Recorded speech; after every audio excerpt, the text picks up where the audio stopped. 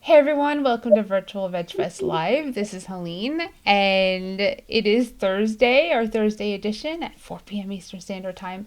And today we have Jim Greenbaum of the Greenbaum Foundation. And I'm really excited because I wanted to meet him when I went to the AR conference in Los Angeles a few years back, but I didn't introduce myself to him. So this is my opportunity, just like yours, to get to know him and who he is. So first, let's say thank you to the Plant-Based Network for powering Virtual Vegfest. And of course, this month, I've decided that our Pass the Buck campaign is going to support Compassion Works International for every dollar that you donate. You can win a prize pack from Follow Your Heart, and you can easily donate by going to virtualvegfest.com and clicking the banner that's the Pass the Buck, and you can donate to Compassion Works International, who I also have sponsoring our live talk today. Let's see. Let's talk about them. Follow Your Heart, Crafters Organic, Hodo Foods, and Orgain. They donate monthly prize packs to us. That's absolutely incredible, and you can win those by entering our raffle. Just posted the link today on Plant-Based Network and Virtual Vegfest Facebook.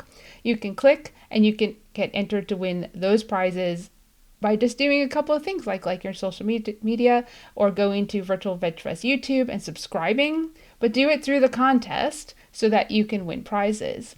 That's really cool. Support our vendors, virtualvegfest.com, and support them so they can get through this pandemic and get to the other side. So they're going to go over and say hi to Jim and bring him on board. And, if you have any questions or you have any comments, put them in the little box and we'll get to them. Hey, Jim, how are you?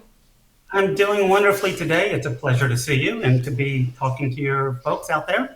Yeah, I'm really glad that you're here and that when I wrote to you on Facebook that you, one, responded, and two, said you want to go look at what I do. And then when I followed up, you were like, okay, like, really, thank you.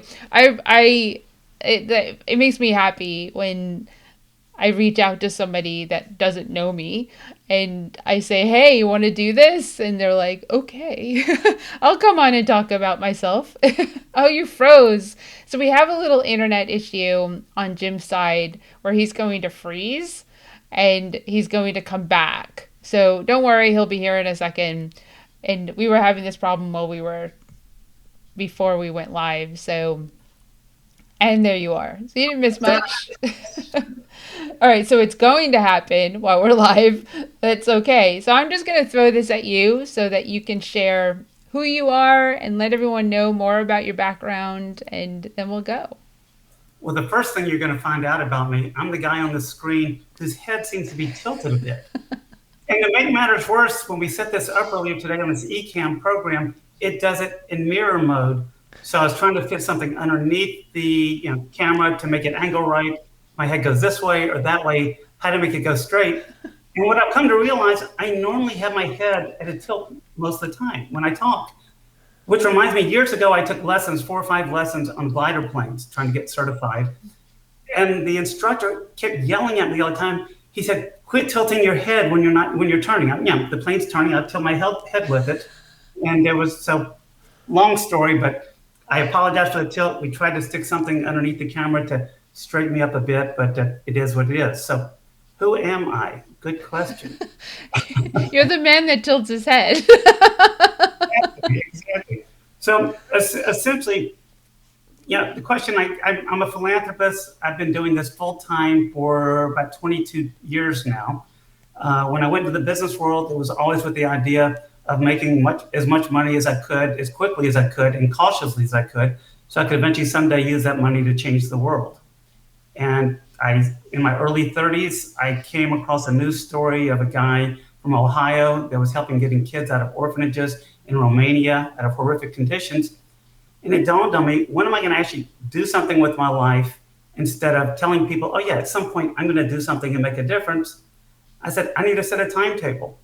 I was in business at the time in telecommunications. My business was doing well. I was probably 32, 33 years of age. And I said, okay, I'm giving it till age 40 and I'm out of here. I'll go full time to the philanthropic world. So that was 22 years ago. I've now been doing business or doing philanthropy longer than I did business.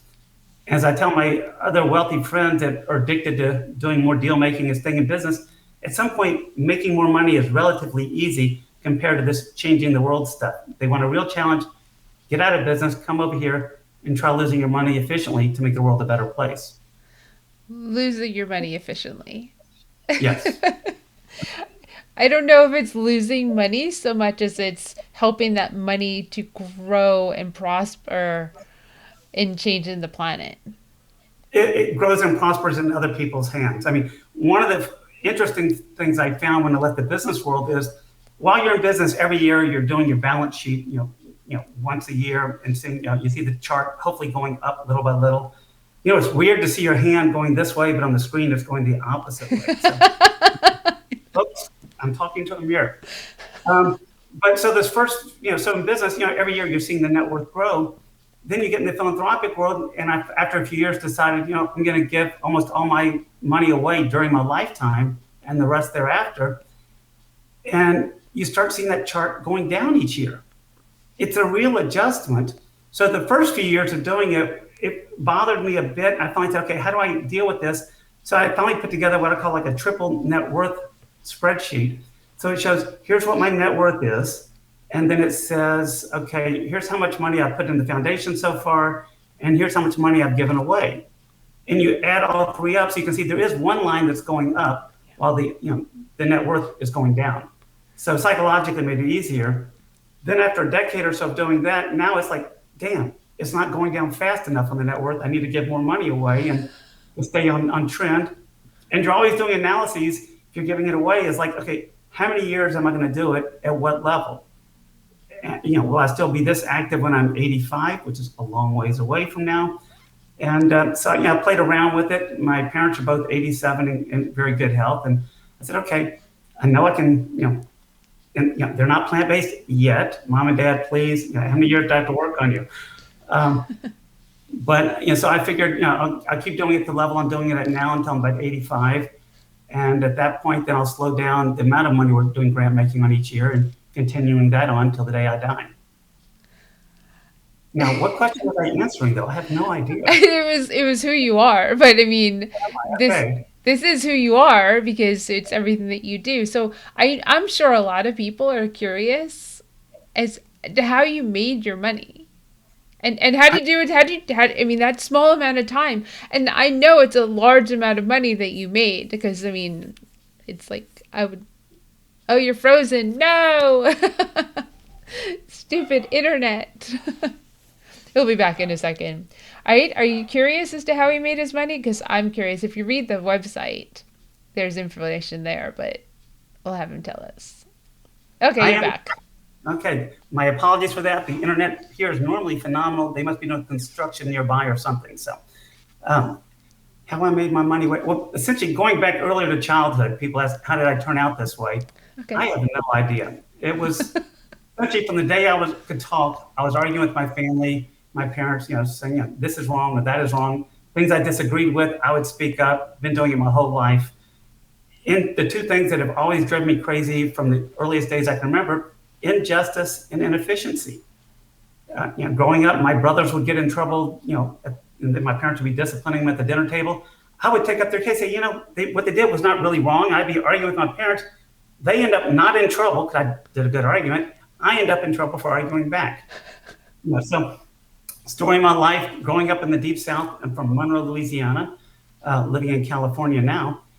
You're told you'll respect your elders. My response back, a 10-year-old kid telling his parents, I respect my elders if they deserve respect. I may show respect, but doesn't mean I'm going to respect. Didn't go over well. So I always sort of been out there a bit, but how I got this way, I'm thinking it's just genetics. I was born this way. I've got different theories over time I've come up with on how it happened this way. And early on in my life, I always thought, since I argued so much, everybody said, okay, go to law school. You need to go to law school. So I figured I'd become an attorney. During college, I have a cousin who's a top civil rights attorney, Avery Friedman, who's on CNN frequently, and I worked with him some, learned a lot about the practice.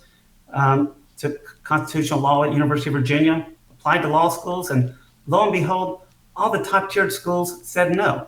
Harvard, Yale, Stanford. It pissed me off because I knew what I was doing, did it well. Second tier schools said yes. So at the last minute, about 2 months before I was supposed to enter law school, I said, the hell with this. You know, need a lawyer, hire a lawyer. Let me go into business instead and make money that way to use it to change the world. And I still toyed around a bit with the idea of possibly going into politics. But as I looked into it more and more, the compromising of values you have to do when you're in politics, I just couldn't live with myself doing that. So I'd rather support the right politicians and not be out there so I can focus on doing what I think is right and not having to compromise all the time like they do. Yeah. So business, so I went into business, spent and I told my parents when I wasn't going to law school, I said, don't worry, if I can't make $100,000 within 2 or 3 years, then I made a mistake. Well, I spent about 5 years doing various entrepreneurial businesses and I failed. The good news is I learned from each mistake and didn't repeat the same mistakes. Eventually found my way to telecommunications when I was 27 years of age, did that the right way, did it for 14 years, and that's where I made my money. For telecom, it was basically we competed head to head with MCI, Sprint, WorldCom, AT&T, doing the same services they did, and we just did a little bit better. Made my money, exited when I was it was 2 weeks into a couple of weeks after my 41st birthday when the deal finally closed, but I was already on the way out the door, even if the deal hadn't closed at that time. So then it was full-time in the philanthropic world and staying away from business completely. It's interesting because if you'd gone to law school, you would have come out with like some serious school debt. So you Yeah, skipped the school debt and went into making money as opposed to, and business, yeah, you could be a lawyer and go into business too, but you can go into business and just have a degree. You can go into business and not have a college degree. You can have a great head on your shoulders. that is correct. Absolutely. I mean, it's you have to get the opportunity and the chance. That's the main thing is the opportunity and the chance. Oh, exactly. And so I've been plant-based now for about 11 years. And, when I first went into philanthropy, I was trying to research initially the year before I got into it, what do I want to fund? What kind of issues do I want to work on? And a friend came to me with a project that he knew some people working on called Kids Save International. That was getting older kids out of orphanages in the former Soviet bloc countries and helping them get placed into homes for adoption. I debated back and forth, is that the kind of program I want to get into or not? And I said, okay, you got to start somewhere. It's close to what the guy in Romania was doing. So I jumped in, and that was my early start into philanthropy. Soon after that, when I did site visits for that organization and went to Russia, I saw in these orphanage schools, these kids that graduated at age 16. Oh no, you're locked up. I'll be back in a second. Yeah, this internet issue, it's annoying, but he comes back really quick. Okay. Okay, so we'll have to figure out what it is you get to talk about whenever I freeze up each time. You can carry on the song that you can continue on. In Russia, so at these schools, these people that finish high school at 16, they're looked at as the drudges of society. There was like 10% suicide rate within the first 2 years out. 30% of the girls oftentimes ended up in human trafficking, and the guys ended up in criminal activity. So I jumped in deeper, and I'd never even heard of human trafficking before that time. This would be back in 1999. Back then, few people were talking about it, hardly any funding going in the sector.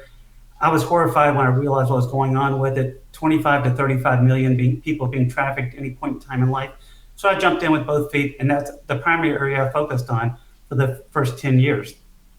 From human trafficking, eventually I heard more about female genital cutting and mutilation and child marriage. That when I was horrified again, it led me to search for organizations working on that effectively. Eventually came around to an organization called TOSTAN, TOSTAN, which on the human side of working on projects to me, is the most amazing organization on the face of the planet. $15 to $20 a person. They changed 2,000-year-old social norms throughout Africa. The villages after this program abandoned child marriage, forced marriage, gender-based violence, female genital cutting mutilation. They're pro-democracy, pro-human rights. Absolutely amazing. So there's a myriad, probably 10 to 20 organizations at a time for those first 10 years that I was funding in the human rights arena, including, I spent 8 months working on nothing but Ebola when it came around. Um, but then that leads me up to, after about 10 years, I was at the gym once. I was living in San Diego at the time. A friend of mine that I met at the gym started talking to me about my health and my diet and such. And she said, well, what do you eat? Do you have any health issues? Or do you take any medications? I said, yeah, I've got a family history of heart disease. All the grandparents died of heart attacks, or most of them did. My father, my uncle have had heart issues at a young age. I said, yeah, I've been on, doctors had me on medication for high triglycerides and high cholesterol for 12 years now. She said, just change your diet, go plant-based. I said, what? That's a hippie diet. You got to be kidding. She kept pushing me. Her name is Deanna Bramble. And I said, Deanna, that's totally crazy. That's idiot. And she kept pushing and said, here's the book. It's the China Study. I said, great. I'll sit down. I started reading it. It made a lot of sense. Oh, shoot. You're okay. Oh, I'm back. Okay. Yeah. Wow, I froze. I was about to hit the button. So the China Study made a lot of sense. So I said, let me try this out. So I decided to, I checked my blood, the cholesterol and so forth. And then I went and stopped the pills, changed the diet, checked my blood a couple of months later. Everything was in perfect alignment for the first time in my life. I was pissed. 12 years, the top doctor saying, oh yeah, for your problems, cut back on this, get plenty of exercise. Oh yeah, take these pills for the rest of your life. Not one of them ever said you can change your diet and solve the problem. So I immediately started taking foundation resources at that point to try to, put more toward educating physicians and educating the public about plant-based diets. Over time, I came to learn the average physician in this country gets about 4 hours of training on one day in nutrition. That's it. And we go to them and they act like they're experts on nutrition. Most of the information they're providing to us is stuff that they learned from pamphlets and stuff, a lot of which may have been put out by the Meat and Dairy Council. It is not good information. These are not the people generally to be taking nutrition advice from, even though recently in the last couple of years, more and more physicians are getting more training in plant-based nutrition, the benefits. But the fact that it's not malpractice for a physician not to tell somebody with heart disease or type 2 diabetes, by the way, you can reverse this most likely just going plant-based. It should be mandatory to tell people these things. Mind-boggling. It is. And not only that, but the money that they make off of filling those prescriptions. I mean, there's incentive there. The insurance, filing insurance, the quick in and out with the doctors, because, it's more of a conversation to say, we're going to change your diet than it is to be like, whoop, here's a pill and here's another pill. And, go take it. And, oh, look, your cholesterol went down because you're taking this pill. Oh, you feel terrible, or you're getting headaches, or you're dizzy, or you gained weight, or whatever it is. Well, but your cholesterol's down. Yeah. My entire life from being a young kid. All right, you're locked up. He'll be back in a second. Yep. So we're going to leave off with your entire life, my entire life. There he is. This is fun. All right, your entire life. So I think it's every 8 minutes we have a little reset right here. So most of my life, even as a young kid, I always had issues with should we be eating animals, especially even mammals. In elementary school, we were taught that cannibalism is wrong. But I'm thinking, well, these cows and pigs, they're mammals like we are, so they're really close to us genetically. Is it moral for us to be eating them? It bothered me, but over time, I bought into what Melanie Joy has referred to as normal, natural, and necessary. And so it ticks me off that I was never given the right information at an earlier age, and I'm embarrassed it took me the number of years it did to realize, we not only do we not need the animals to eat them, but from climate change, deforestation, dead zones in the ocean, antibiotic resistance, pandemics, as I tell people, if we got the world to go plant-based, it would solve about 70% of the world's problems and leave the governments with trillions of dollars left over to solve the other problems. So over time, as I've learned more and more, my funding has gone from the human rights side to at this point, we're about 85% of our funding now is going toward moving the world to being plant-based diets. And there's probably about 70 to 80 different organizations at any point in time that we're funding. And it goes over a really wide swath of types of organizations, everything from documentary films to fighting laboratory testing of animals with White Coat Waste Project, undercover investigations and such with Mercy for Animals, corporate campaign outreaches. I mean, we're hitting all the different baskets, trying to find the most effective organizations out there. In fact, early on during my giving career, people would come to me to different projects, and I remember a guy from the University of Utah when I was living there wanted some funding for something on their football stadium. And I said, look, I can give you this much money to help you with your stadium, or I can go save this many lives. You tell me what the moral choice is. So that was my approach. And then in human trafficking, I'd have groups talking to me, and this one group for $200 a person was able to rescue somebody and change their lives and give them services. Another group over here was spending $500. So I'm doing more of the funding, the one that spent costs less per person to do it, with similar services and outcomes. When I started doing that, it wasn't very popular. A lot of nonprofits were really upset with me. How can you put a price tag on this? Well, to spend the money efficiently, you do that. And then years later, was it 7, 8 years ago or something like that, I came across the TED Talk by Peter Singer on effective altruism. As I watched that talk, I'm jumping up and down for joy. I said, my goodness, there's a word for the way I've been doing my philanthropy this whole time. And for those of you that don't know, effective altruism in its essence is giving donations using your head and not your heart, getting the science behind it, getting the numbers and statistics behind it to make sure you're reducing the most suffering and saving the most lives cost efficiently. Now, even though, according to Peter, one of the earliest people he's ever seen that's still alive that has practiced effective altruism the way I have, my approach to it, what I tell other people is, don't go out there and tell everybody you have to do everything totally effective across the board. If you're familiar with the Myers-Briggs personality test, one of the measurements it does is whether you make decisions more when you think about things or feel about things. Well, probably at least half the world makes decisions how they feel. I'm slightly on the thinking side, but close to the edge there.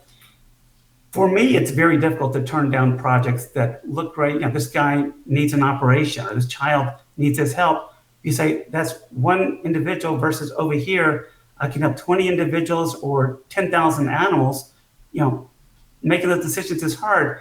And I'm more on the thinking side. So what I tell people to do is, on your giving, try to give at least half of your giving using the effective altruistic lens, where you're taking measurements and figuring out what's cost effective and how much difference is it making. The other half, use your heart. Then the other area I diverge with the movement a bit.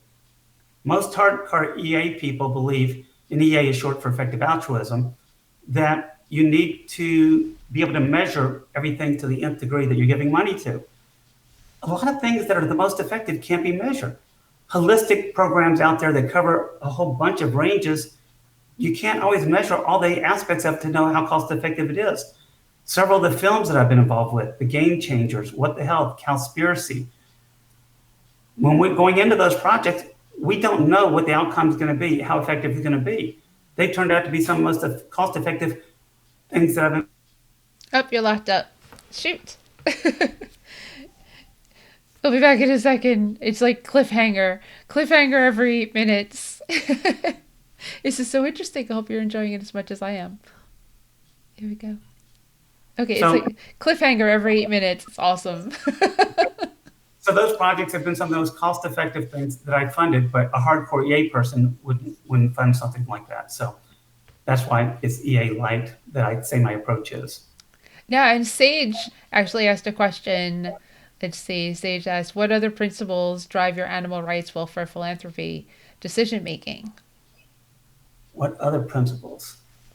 The principles are saving the most lives and ending the most suffering cost efficiently. It's that simple. When I'm looking at organizations, oftentimes they're smaller organizations or mid-size, and the founder is still the executive director and not the organization. When I meet with the people, the question is, would I trust this person, to run a multi-million-dollar business? Do they have the vision, the drive, the determination to pull off what it is they're hoping to do? Another area is ego. If the executive director is more about ego than getting the job done, I'm out of there. We want to work with people that they'll put the efforts first. Their ego is pretty much non-existent to the operation. Ego comes to play in it. We're not going to be funding in that sector. It brings up another one of my pet peeves, because it's more in recent times that some of these nonprofits have come up in the plant-based and vegan movement and animal rights areas.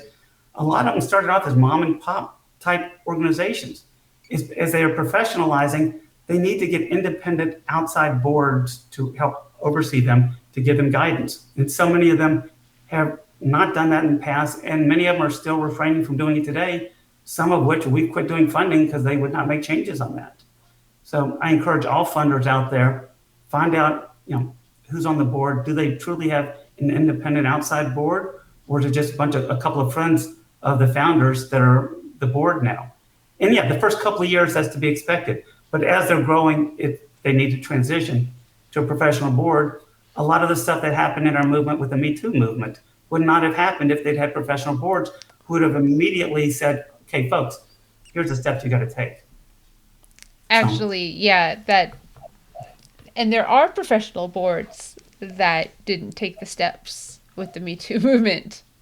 yes, there That's, are. yes, so that's, you make a very valid point, and there's on the other side those professional outside people who are respected in the plant-based vegan world have to step up and do the difficult thing and say, yeah, you're my friend, but you can't do this. You need to Exactly. step down. You need to retire. You need to go off into the sunset. And so in the case that you're referring to, whose organizations think the organization does some great work, but there's still some issues on occasion. Um, some of the top people on the board that did have the ethics that you and I are hoping for them to have, they resigned. Yeah. And Yes. that's what happened. But since then, I understand things are going better now, but there's still always a ways to go to keep everybody on their toes. Right. And you don't want to see a a nonprofit that does so much good, and this could be any nonprofit. Yeah, so yes, we're being cryptic, and some of you might know what we're talking about, but I'm not going to say who we're talking about because it could be a model or something that it is multiplied. Well, it is. There's multiple nonprofits in the vegan world that have been accused of the Me Too movement, but you just have to, step up, and we don't want them to go away. Like when you do Right. so They much are. good, you do so Exactly. much good for the animals and for people and for the movement, and you have to rehabilitate your name so that you can Exactly. continue to do so much good for the movement, because there's a whole segment of people out there that have absolutely zero idea what we're talking about.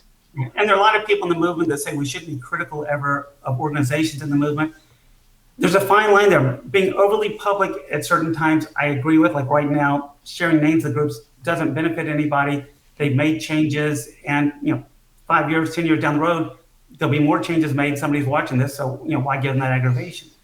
Um, but behind the scenes, when you're meeting with these groups, yeah, demand accountability.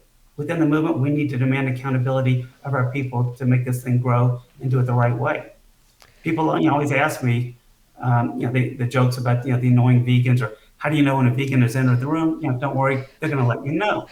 As I've told some of my friends that are not plant-based, I said, if I know something that can save your life, help save the planet, stop the unnecessary suffering of all these animals. Oh, you froze up. Oh.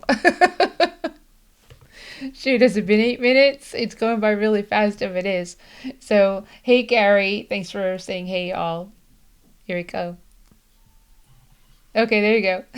I've never frozen this much up in my life. Even on bad dates, I don't freeze up this badly. But a whole another segment we can do some other day. Um, You're single? I am single, yes. Okay, well there you go. We'll hook you up with Karen from Fine Veg Love. Okay. And now I got to figure out what the heck was I even talking about? Oh, Anybody, anybody I going to chime in and tell me what I was talking about? This is I don't know. But I okay. said hi to Gary, who said hey you all. So Good. So, the different areas of plant-based diets. And so, actually, okay, looking at a note here I have in front of me, though, if you were to ask me, Jim, what groups are you excited about now? What are you funding? Well, actually, something that my associate that's been working with me now for about 4 years at the foundation, her name is Megan Lowry, absolutely phenomenal. For my first, let's see, it's 22 years now, so first 18 years doing it pretty much on my own, all the philanthropy. Then for a couple of years, started looking for somebody, came across her while she was working at a nonprofit, and it was in a slum in Kibera, which is in the suburbs of in Kenya. I just went blank on the name. The capital of Kenya is. Oh, come on. Oh, goodness. Blank. Okay, it'll hit me in a minute. The name of the city. but they reminded us, Carolyn and Eve both reminded us what you were talking about before you froze, and it was about when you walk into a Oh yeah. room as a vegan. Okay, yeah, helping. Yeah, we want to make a difference in the world. We want to help people. That's why we share what we do. That's also what led me to going full time in this, and till the day I die, focusing on moving the world toward plant based diet. In fact, the approach people ask, do I define the approach I take to philanthropy aside from the effective altruism light? I also talk it's golden rule philanthropy. If you were the one suffering, wouldn't you want somebody to stand up and do something about it for you? So if you're going to complain about that, if somebody's not helping you, and something's happened to somebody else or some being over here, some sentient being, for you not to step up and do something to as much as you're capable of is not a moral way to go. So, I'm often asked, do I sleep well at nights? Does it bother me because all the projects I work on are the areas of most suffering? And I tell people, because I know I'm doing something about it, I do sleep really well. As if I wasn't doing it, I wouldn't sleep well.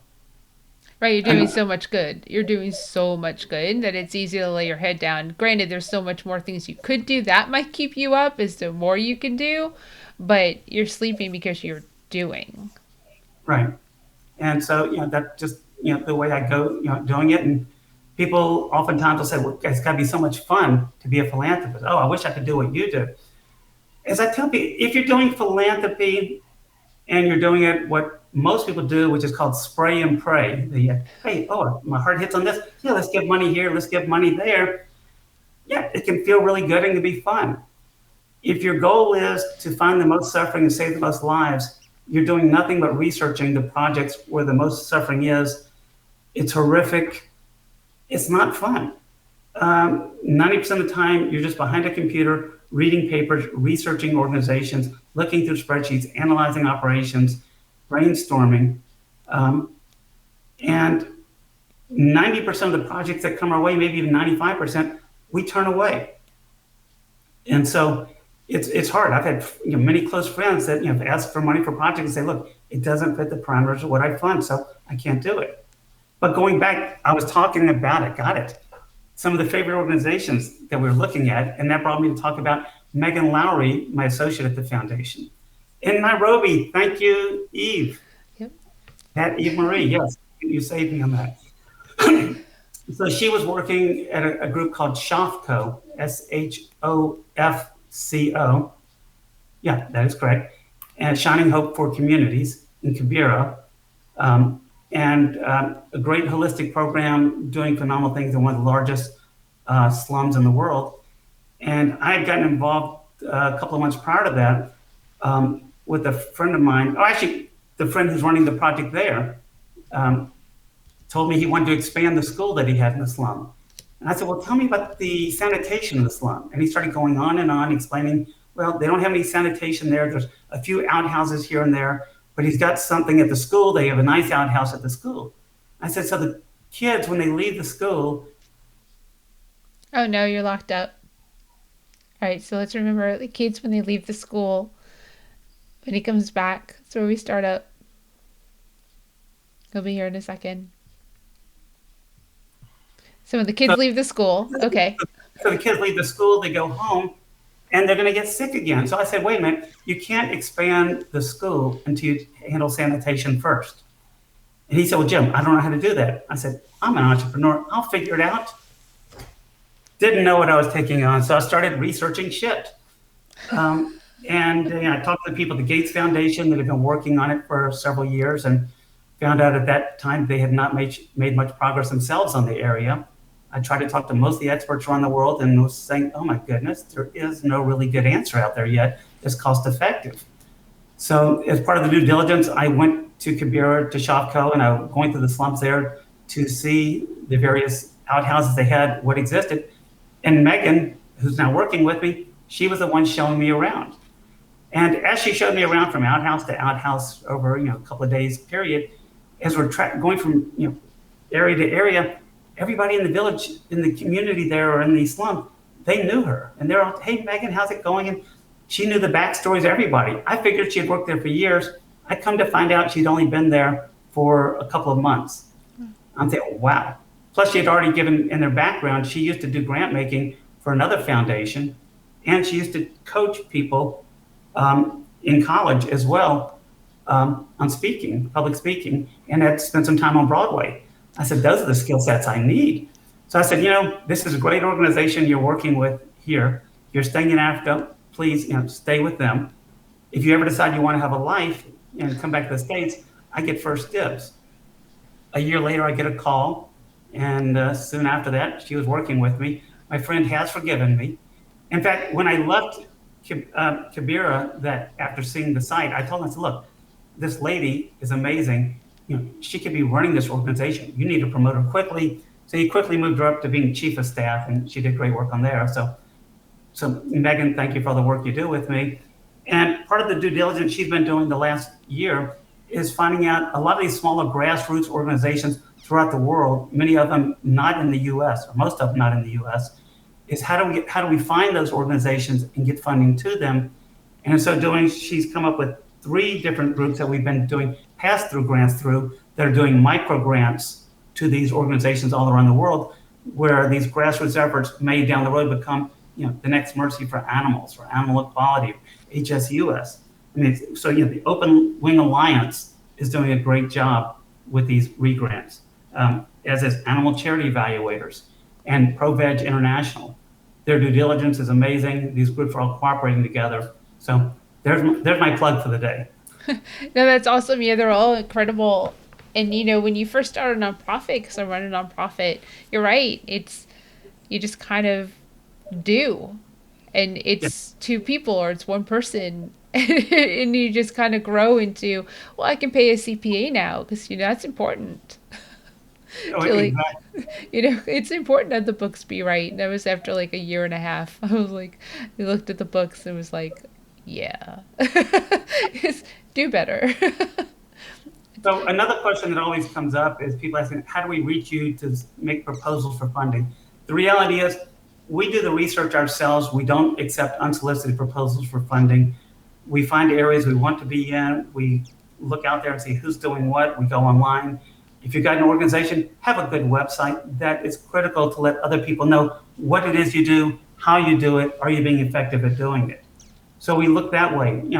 Facebook, I see things come across all the time, and I'm looking at, oh, that's an interesting thing that group's doing. And we go to most of the conferences in the sector. We're looking for who's there and seeing presentations being made. So that's, and word of mouth. We're always asking friends, do you know somebody working in this area who's doing this effectively?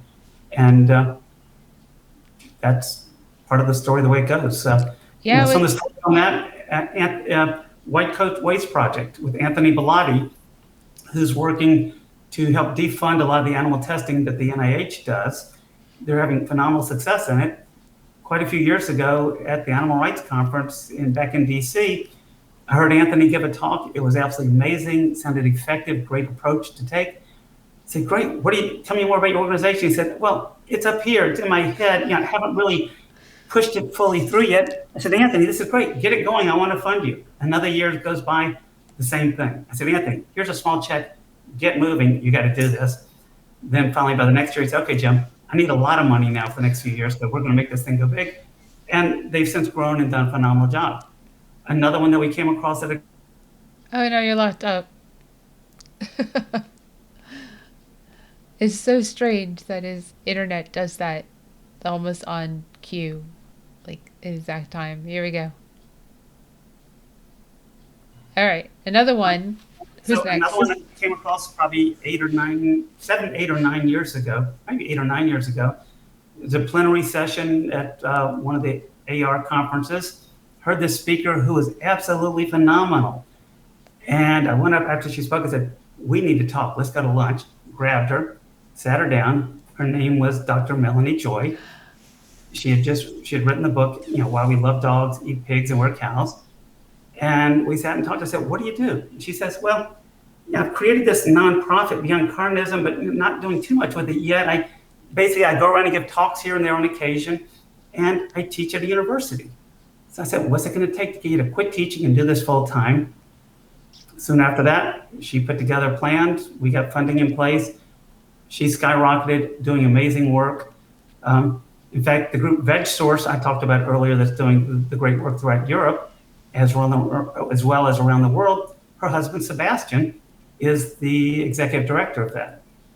And so between the two of them, one of the biggest powerhouses out there making a difference in the world.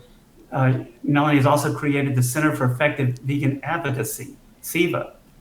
And we're proud to have been funding with that program, where they're going out and getting organizations together in different parts of the world to educate them to how to operate more effectively and to work together.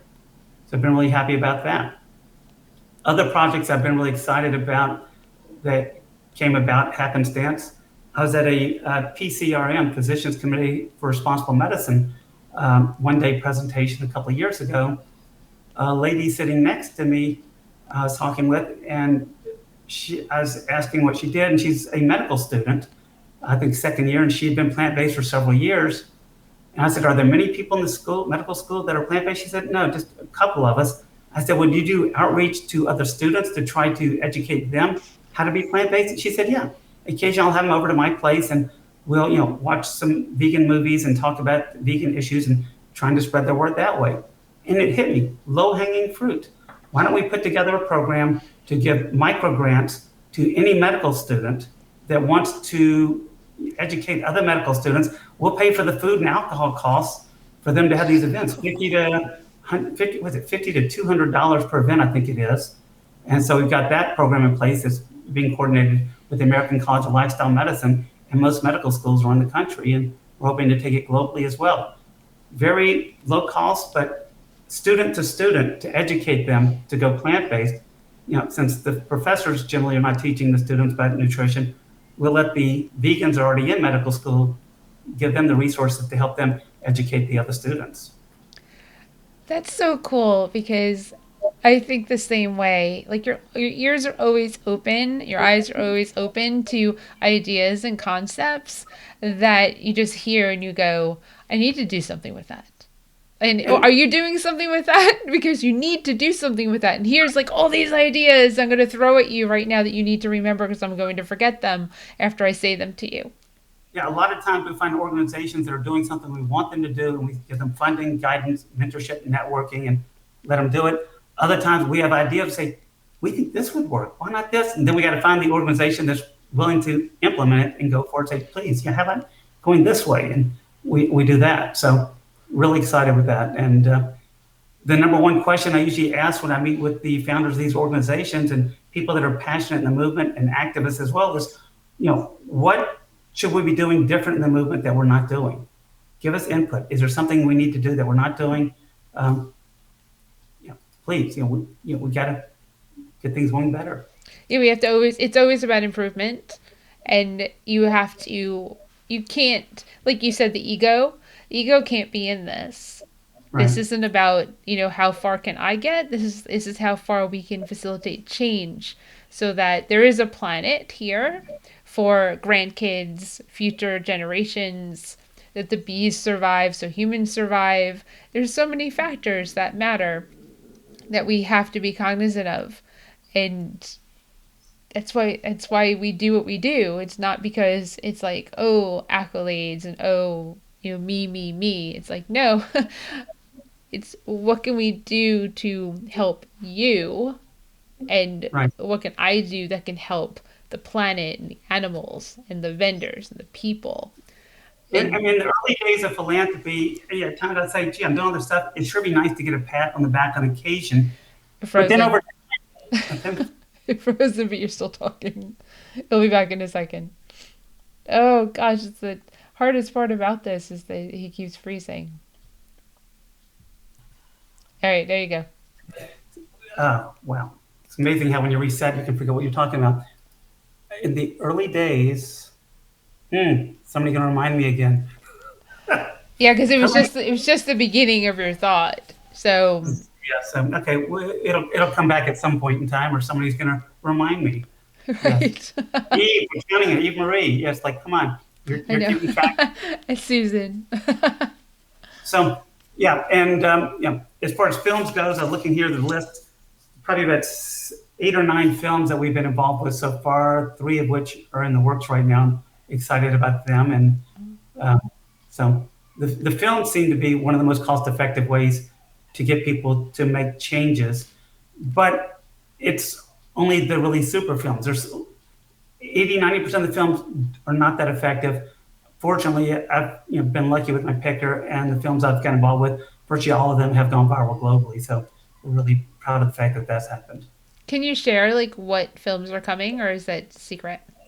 One of the ones that I guess they were sort of keeping low profile. I went online earlier today and saw, well, somebody else did a post about it, so I guess I can say it's coming up soon. There's one called Seaspiracy, and that's on the oceans. And Ali Tabrizi and Lucy Manning are the directors behind it. It's going to be very interesting film, well done. It does show a bit more trauma and animal suffering in it than most of the films I get behind. Generally, the ones I've worked with in the past are all ones that you feel good. You watch them and you feel good watching it, and you're happy about it. Um, Another film coming out probably 8 months to a year away that Rebecca Capelli is doing. It's called Slay, and on that one, we're tackling the clothing industry in leather and so forth, and the fabrics and fashion. And it looks like a high energy film. That's gonna be really good. There's another one that's been in the work for probably 3 years now, with Kip Anderson. And that one, I'm not allowed to say the title of it. He did have a working title the other day. He's changed the working title again. I keep waiting to see the rough cut so we can suggest edits and so forth. And it's one of the reasons I've really enjoyed working with Kip and Keegan. Both of them are really receptive to taking input on the films and possibly making changes if warranted. A lot of directors out there, it's like, no, this is my baby. You're just giving us the money. Don't tell us what to do. But Kip and Keegan have been great as far as taking in ideas. And so, yeah, this next one in Kip's controversial beyond belief. It sounds, from what I'm hearing so far. So, yes, I need to screen it, give suggestions, and find out is my name is going to still be on it after he gets everything done. So, yeah, we'll see how that goes. But yeah, thanks, Susan. Yeah, the ocean devastation that they're working on. In fact, Keegan Kuhn, who is behind also Game Change, I'm not behind What the Health and Cowspiracy. He's also a producer on Seaspiracy that's coming out. So hopefully it'll make a difference for people seeing what's going on in the oceans. That But is yeah, critical. that is definitely And another one that people just don't think about. They just throw their trash in it, right? And there's living beings in that ocean that we're harming. Literally, you fish them out of it. So, exactly. and And then I've had a lot of people give me grief over time from the human rights side, like, Jim, why aren't you funding as much in the human rights arena? This trafficking is still horrendous. And yes, it is. And there's several legacy projects that I still fund in that area because I haven't been able to find other funders to step in yet. But I tell them, there's 25 to 35 million people being trafficked at any point in time. 80% of it is for labor, 20% sex. But then I asked them, I said, how many land-based animals do you think we kill a year just for food in the United States? And people guess all over the place, but I force them to guess. And somebody may say 5 million, somebody may say 90 million, other people 200 million. Whatever number they come up with, I tell them the answer, no, it's 9. And they'll say, 9 million, no, 90, 900 million. I say, no. When they finally realize it's 9 billion, the shock that it hits on people realizing the level of devastation is unbelievable. And then, as you well know, globally, it's somewhere between 65 to 85 billion land animals a year we kill for food. That's almost as many as the number of human beings that have walked the planet since the beginning of time. So if people wonder why human health is in crises and the planet's in crises, it's there. It's the way we're eating these animals. And on fish, it's several trillion fish a year we're eating. I mean, the oceans are being depleted. Oh, you locked up. Oh, so we locked up on oceans are being depleted. So those of you, Susan, Eve, if I brain fart, you can help me. Oceans are being depleted. Yes, and that was the end of that paragraph. So that was a good summary. So we've had some comments, which has been great, and we saw what Susan and Eve just said. Films make such a difference. I can never count how many people have told me that what the hell changed their worldview as well as their life. Now, the film was done great. I mean, my part of the job was money side and a few suggestions here and there when I was looking at rough cuts. And the kind of suggestions basically on all the different films with Kip and Keegan that I've given is, there's a little bit too much suffering in this scene here. Can we add a little more humor there? It's keeping it light so the non-vegan audience will want to see it. I mean, one of my really close friends, Sean Monson, did Earthlings. Yes, many of you out there, if you got the stomach for it, Earthlings is a phenomenal film, and it makes a point and educates you about all the areas of suffering. I can't personally sit through it. It's too much devastation. Once you're aware that what happens, and you've seen the few films of knowing what happens, I can't keep watching. I just can't do it. So whereas many of the people that are leaders in our movement got into it from watching films like that, my view is that now, because there's so much already out there on the intense suffering side, we need to take more of the lighthearted approach to move other people into plant-based diets. For me, it was initially, health that got me to go there. Yes, my entire life I kept thinking, I wish there was a moral reason why, I could give up eating animals, but for health I need to still have it. Once I learned that, the monkey was off the back. Sorry about that, nice monkey. Um, and it just, it's the way to live. Yeah, they can watch these movies if we can hand them a Beyond Burger to eat while they're watching them because they're transitioning. And we have the food now to back up the ethics and the environment and the climate and the saving of the animals. Like you can have it all in one moment at a time over the course of an hour and a half, 2 hours. You can be like, well, you don't have to miss out here, and here's why, and here's how it's going to impact your health, and here's how it impacts the planet. And you come out and you go, I'm full, and that was good, and oh, that planted a seed, hopefully, to I'm facilitate some curious. A change. couple of years back, I had some friends doing research about moving to different places with a good vegan community, and I was surprised they were looking at Asheville, where I believe you are. How did Asheville, North Carolina, become such a hot spot for veganism and vegan food and such? I'm shocked. Well, I'm actually in Raleigh, Durham. Okay. So Asheville has always been kind of the lead in North Carolina for the state for veganism. It's just that type of community. It's a mountain community, and they've always had the restaurants. But since I've been in North Carolina, it's been over 9 years. The other areas, the other cities have really come up. Like we had no vegan restaurants in Raleigh, Durham, and now we have like 9 of them. I mean, it's a huge difference. We have a larger population. Charlotte has even more vegan restaurants than Raleigh Durham does, and Wilmington went from 0 to I think 3 now. That's a Wow. big deal. And then Greensboro, the Triad, they're getting there. They're the one that's coming up from behind, but they're like on the scale of liberalism, they kind of lean more. Why we're a purple state, they kind of lean more towards the red, towards blue, as opposed to like Wilmington, Asheville, Raleigh, Durham, where there's the education and the colleges, the universities. Okay. You know, So as long as we're plugging locations and restaurants, I moved here to West Hollywood portion of Los Angeles about 4 years ago, and looking for places to live, I wanted to find a place with some good vegan restaurants nearby, at least one. And from my house, which is on a quiet street, I'm in walking distance to Crossroads Kitchen, Gracias Madre, Real Food Daily, Vegan Glory, Pura Vida. It's heaven. The hard part is getting enough exercise in to be able to eat well. In fact, during the pandemic, back in mid-April, I finally realized I was starting to gain some weight. And I always prided myself as far as staying in shape. And I said, damn, with COVID and working around the house nonstop, I just keep eating all the time. I said, that's probably not going to change.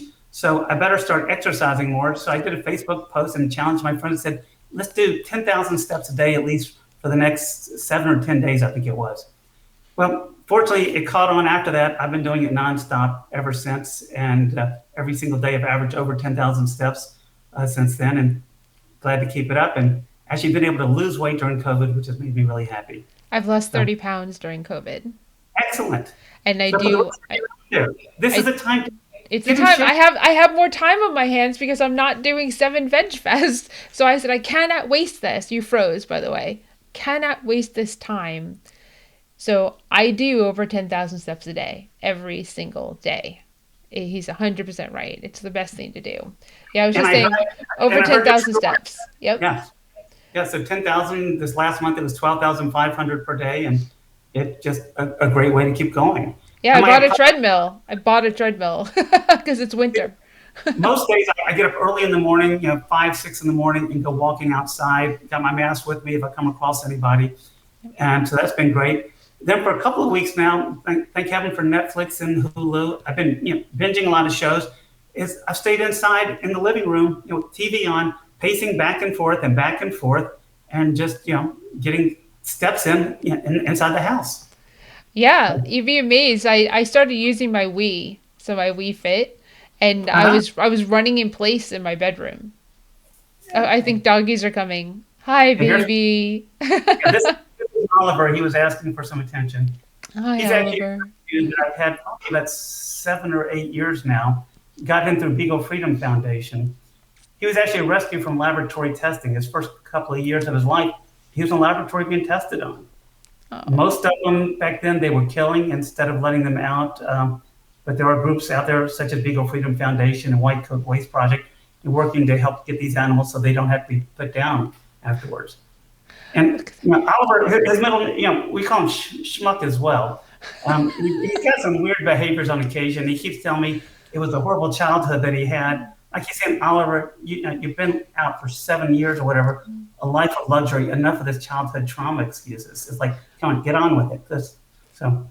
But he's being a sweetheart right now, though. Oh, absolutely. Oh, that's so sweet. I can't let my dogs in because they will attack me. But we do have a couple of questions. Sage asked, have you had luck convincing other philanthropists to start donating to animal charities? Um, Generally, let's think about that. I've had success at getting philanthropists that are already giving to animal charities to rethink about giving a lot more money. And so I've helped some people change their philosophy about how much money to give and giving more.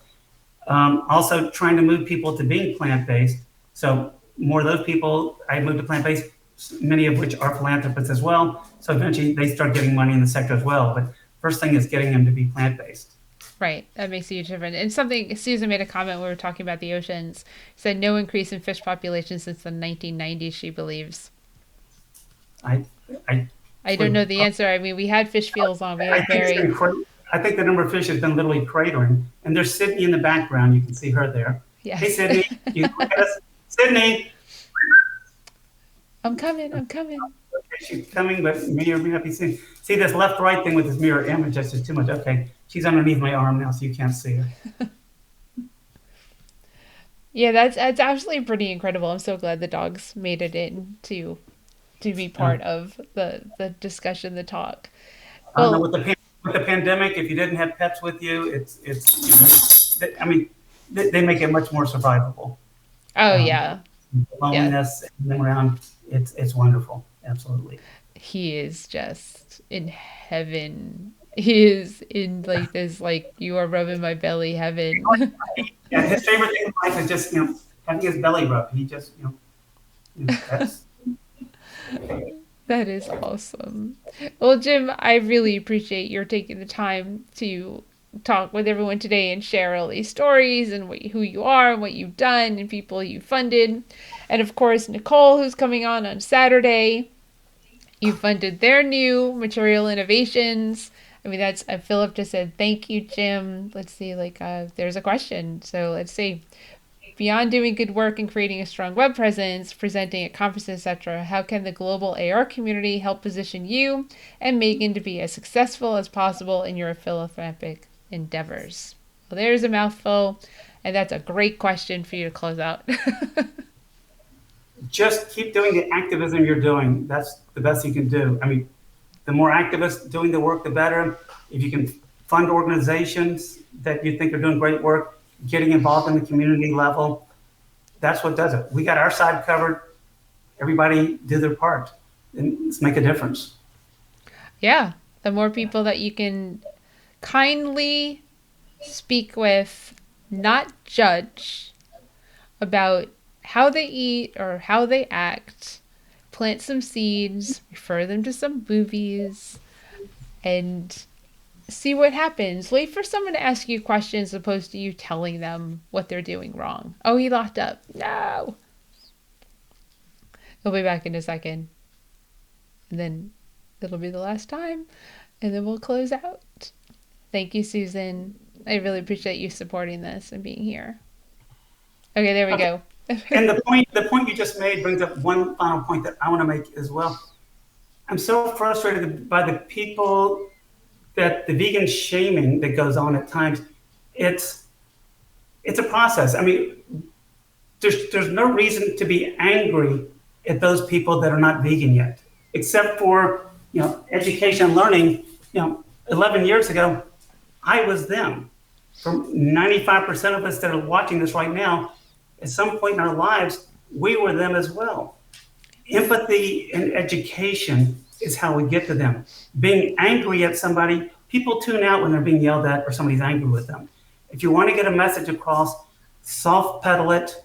If you're talking to somebody that's, the three movies I found the most effective as far as moving people. If they're athletic and care about things that way, you send them to the Game Changers. Yep. In fact, one of the studies, if you've seen Game Changers and you remember the study with the erections during the night with the athletes, we're actually funding a follow-on study of that of a larger scale to verify the results. There were studies taking a little longer to do now because of COVID. They had to put it on pause for a bit. But then if just health is their number one issue for people, you send them to What the Health. If the environment's the issue, you send them to Cowspiracy. Those films do not show animal suffering, so therefore people enjoy watching it. They learn a lot. Another thing I found, if somebody says, they eat meat and stuff, but I usually ask them, do you eat veal? Somebody says they don't eat veal, so I ask them, why don't you eat veal? And they'll say, well, it's the baby calf. I just wrong. It's horrible. I don't want to do too much suffering. And then usually at that point, I walk them through the story. I said, well, do you know why there's a veal industry?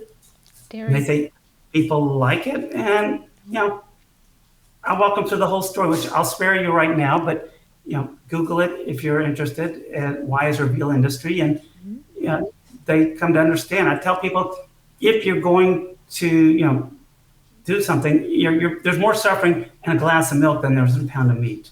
So give up dairy first. It's even more toxic for you than meat is. They're both horrible, but dairy is even more toxic. It's insidious. Yep, that's my advice as well is, what should I give up first? Dairy. Right. But if you want to change the world, empathy is the approach to do it. It's not coming in as an outsider say, yes, I empathize from where you are. I felt the same way. And here's what happened to me. And it changed my mind. And here's the results of it. So gentle with empathy, it takes time. And remember, oftentimes the people that are most hostile to the vegan message are the people that are suffering so much cognitive dissonance that they're ready to crack. They're putting up all their walls saying, I know what I'm doing is wrong, but I can't deal with it now, so I'm going to attack you. That's what's going on. So gentle, and we can break those glass walls. Yep. That was fantastic advice. And hopefully more and more people that are vegan, plant-based will take it. so that we Absolutely. can bring more people. Who do you want to hang out with? Do you want to hang out with like an angry, yelling at you person? You want to hang out with a calm, I'll educate you if you're interested, I'm going to feed you person? You've got it right. And I appreciate you having me on today. It's been a real pleasure talking with you. Really, thank you. Thank you so much. It's like your website, it's for people to learn more about the foundation. What's that website again? It is greenbaumfoundation.org. Foundation.org to learn more. And Okay. you'll find us on social media as well. Awesome. Greenbaumfoundation.org. You can go take a look. There's a whole story there that you learn more and more about what Jim has done and the history of how it started and the philanthropy. And of course, social media. How I found him was just look up Jim Greenbaum. And then you'll find him. But like we said, don't go throwing proposals. No, no, no, no. This is just for your education. That is it. Thank you so If he much. wants to fund you, he'll find you. Great. So thank you so much. I hope you have a great rest of your day because you've got a whole bunch to do it because you're in California. Absolutely. Thank you so much. Bye, Jim. Thank you. Well, everyone, thank you so much for being a part of our Thursday edition of Virtual Vegfest Live. And let me remind you to wear a mask. When you go out, you wear your mask over your nose and under your chin. Incredibly important. Like, you still hear me. It doesn't impact my speaking to you. So wear it like this. If you don't cover your nose, it renders this useless because your nose is connected to your lungs and a nasty little virus can get in there and you can get really sick. So we don't want that to happen. And the other thing is, if you have, or you're so inclined, you have the means, please support your local vegan plant-based restaurants or vegan plant-based friendly restaurants so they can survive this pandemic. The hardest thing is they can't really ship food, so it's up to us to go do curbside pickup, takeout, support the food trucks. So many vegan restaurants are opening during COVID. It's really awesome to see. They need us to go and buy food. And you know what? If they've got good food and they've got good customer service, go support them. We have a whole bunch of awesome restaurants here in North Carolina that we have been supporting in the later part of COVID because we didn't leave the house for a long time. But now we go and pick some food up and do curbside pickup. So you can do that. We are back on Saturday at 4 p.m. with Nicole Rowling. And it's really cool to know that Jim's foundation actually funded her new venture. She'll learn all about that then. If Oh, Jim's gonna come back because he froze, so I'll get him in a second. So everyone have a great rest of your day. Thank you, and we'll see you on Saturday.